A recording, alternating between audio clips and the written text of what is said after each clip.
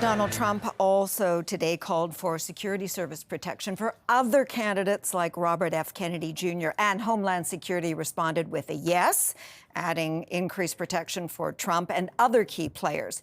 There will also be an independent review of Saturday's events. Now, it raises the question of whether security needs to be increased for Canada's politicians, something that came up at the Premier's conference in Halifax. CTV's Judy Trinh now is there. And Judy, what's on the minds of provincial leaders? Sandy, the premiers we spoke to said they were concerned about the polarization of politics and acknowledged that they were getting more threats. Premier forward.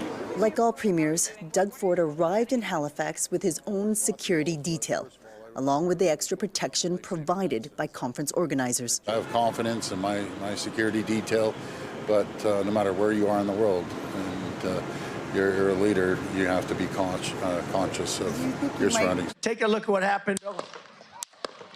After the attempted assassination of Donald Trump on the weekend, politicians of all stripes are reassessing the layers of protection around them. Look, I think all of us are going to have to do a reflection on what our current security is and whether it's going to be adequate. At the federal level, Public Safety Minister Dominic LeBlanc has received a briefing from the RCMP and CSIS about the threat level.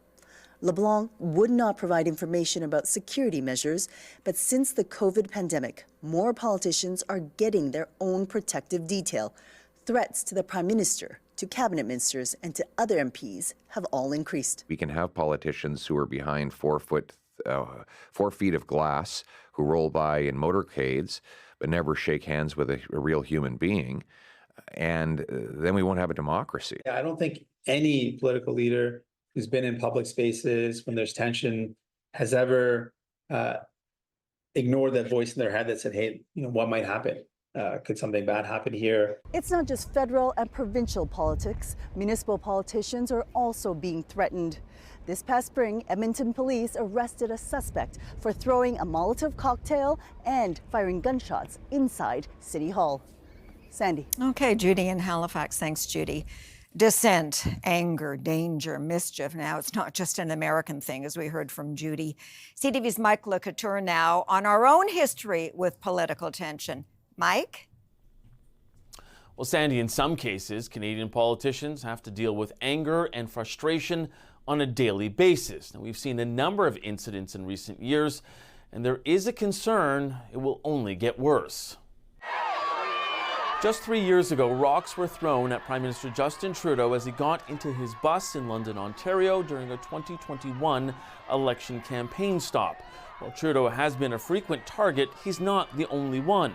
Politicians of all stripes say they are getting more threatening messages at their offices and in their inboxes on a regular basis. Now, earlier this year, Liberal MP Pam Damoff announced she won't run for re-election because she's experienced misogyny and threats to her life.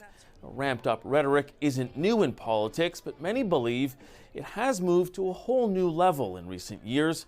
Some point to the 2016 U.S. election campaign, where Donald Trump came in as the anti-establishment candidate and changed the political discourse. This idea that you can challenge your opponent not by attacking their ideas, but by attacking them and suggesting that they're not just wrong, but they should in fact be in jail.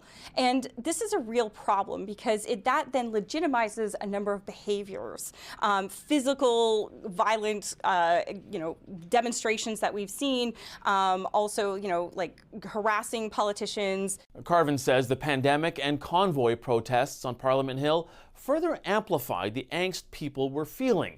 She's concerned it will be difficult to change that unless all politicians from all parties condemn that type of harassment and abuse and return it to a more respectful tone from all sides.